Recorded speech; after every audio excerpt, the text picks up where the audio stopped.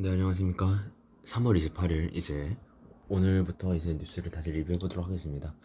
일단 목요일 3월 31일까지는 3월 달의 뉴스를 계속 리뷰해 드리고 4월 1일 날은 이제 1월부터 3월까지 1분기의 반도체 뉴스를 리뷰해서 한번 전해드리는 시간 가져보도록 하겠습니다. 오늘 뉴스 전해드리겠습니다. 뉴스는 바이든, 시진핑 모두 윤과 이제 공급망 논의 반도체 압박 시작됐다라는 기사입니다. 그래서 지난 3월 9일 이제 대선이 결정났는데 이 이후에 이제 조 바이든 미국 대통령 그리고 시진핑 중국 국가 주석이 윤석열 대통령과 이제 대통령 당선인이죠. 이제 5월 달이니까 이제 전화 통화 과정에서 공급망 문제를 이제 거론한 걸로 확인됐다고 합니다. 그래서 이 공급망은 어떤 가장 큰 이슈는 이제 삼성전자와 하이닉스의 반도체입니다. 그래서 원래는 11일 날 통화로 예정돼 있다가 10일로 이제 통화를 했다고 합니다. 그러니까 하루 일찍 당겨서 통화를 했다고 했는데 이 20분간의 통화에서 약간 백악관은 이제 보도자를 통해서 이제 윤 대통령 당선인과의 이제 어떤 회담을 나눈다 이야기를 했는데, 근데 이날 이제 통화 직전에 이제 백악관 화장으로 이제 미국 반도체 기업들과 함께 삼성전자도 초청해가지고 반도체 공급망 대책을 논의했고, 텍사스주 테일러시의 대규모 첨단 반도체 공장을 구축키로 한 삼성전자를 이제 별도로 이제 회의에서 이제 따로 언급하면서 약간 사의를 표했다고 합니다. 뭔가 감사한 의미를 표했다고 합니다. 그래서 그 이후에 이제 윤 대통령 당선인과 이제 전화 통화를 하고 공급망 이슈를 언급했다는 거는 뭐 제가 이 유튜브를 통해서 많이 언급하지만 미국에서는 정말 미국 그러니까 현재 바이든 대통령은 이 반도체를 정말 중요하게 생각하고 있다라고 지금 생각이 들고 있습니다.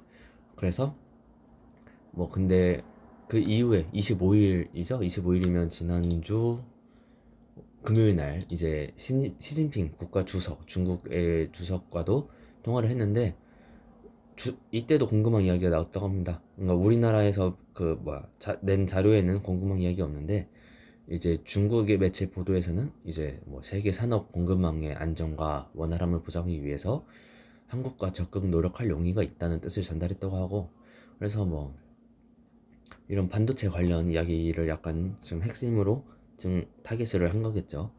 이 공급망이라는 거 자체가. 그래서 미국과 중국 간의 이제 반도체 패권이 이미 전 정부 현 정부죠. 문재인 정부에서 지정학적 압박이 극심해진 상태라고, 그리고 윤석열 당선인과 통화한 미중 정상이 모두 공급망 문제를 언급했다는 것은 이제 이 지정학적 스트레스가 훨씬 커질 것임을 보여주는 것이라고 합니다. 그래서 뭐 지금까지는 뭐 미국이 중국을 견제하고 약간 중국의 이제 수출 다 막으려고 하고 그러고 있는데 앞으로는 더 심해질 거다. 그래서 뭐 우리나라에서도 뭐 라인 타는 게 중요할 수도 있다. 약간 이런 느낌으로 판단되는데, 우리나라 기업들도 더 많은 발전을 해야 되고 우리 정부에서도 확실한 스탠스를 취했으면 좋겠습니다.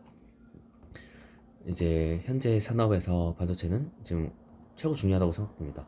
앞으로의 인공지능 그리고 뭐 AI도 있고 그리고 뭐 자율주행도 있고, 이런 기본적인 앞으로의 모든 산업체에서는 이제 반도체 없이는 이제 굴러갈 수 없는 정도의 반도체가 중요한 역할을 하고 있는데, 이제 이러한 이제 반도체에 좀 더 많은 투자를 해주고 더 많은 노력과 정부에서도 이제 관심을 줘야 될 것 같다고 생각합니다.